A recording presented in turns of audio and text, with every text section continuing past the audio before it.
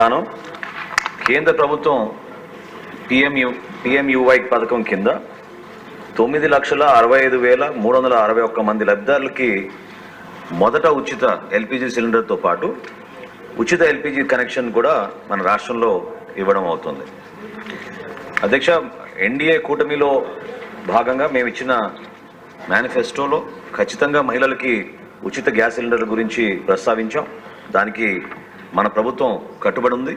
తప్పకుండా మూడో ప్రశ్నకు సమాధానం మహిళలకి ఉచిత గ్యాస్ సిలిండర్ గురించి త్వరగా దీనిపైన నిర్ణయం తీసుకుని వివిధ శాఖలతో మేము చర్చించుకుని సభాముఖంగా మరొకసారి గౌరవ సభ్యులకు అందరూ కూడా తెలుపుతాం. అధ్యక్ష, క్వశ్చన్ నెంబర్ 83 అండి. సార్ మీరే మొన్న 83. థ్యాంక్ యూ అధ్యక్ష.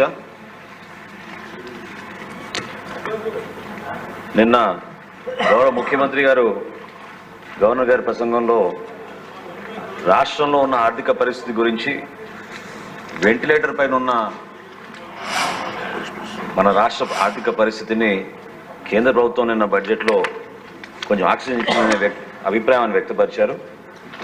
ఈరోజు ఈ ప్రశ్నకి సమాధానంలో కూడా మీకు అర్థమవుతుంది. ఒక పర్ఫెక్ట్ ఎగ్జాంపుల్ ఇది, ఏ విధంగా మన రాష్ట్రాన్ని వీళ్ళు ఆర్థికంగా ఎన్ని ఇబ్బందులు పెట్టారని దానిపైన మనం ఖచ్చితంగా ఈ ప్రశ్న ద్వారా మనం మాట్లాడుకోవచ్చు అండి.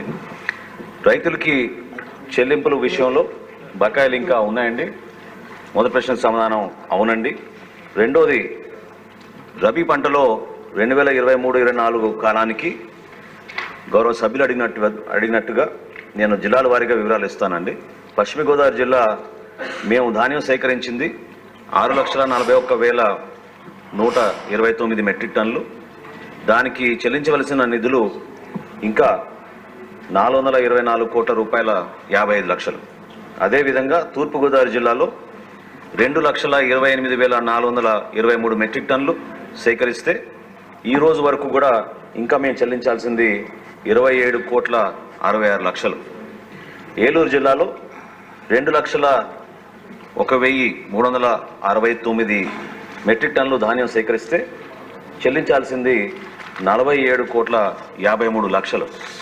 కోనసీమలో మేము సేకరించింది 1,63,123 మెట్రిక్ టన్నుల ధాన్యం సేకరిస్తే ఈ రోజుకి మేము చెల్లించాల్సింది 154 కోట్ల 63 లక్షలు. కాకినాడ జిల్లాలో మేము ధాన్యం సేకరించింది 25,982 మెట్రిక్ టన్నులు అయితే ఈ రోజుకి మేము చెల్లించాల్సింది 9 కోట్ల 49 లక్షలు. బాపట్ల జిల్లాలో 4,981 మెట్రిక్ టన్నులు మేము సేకరిస్తే ఈ రోజుకి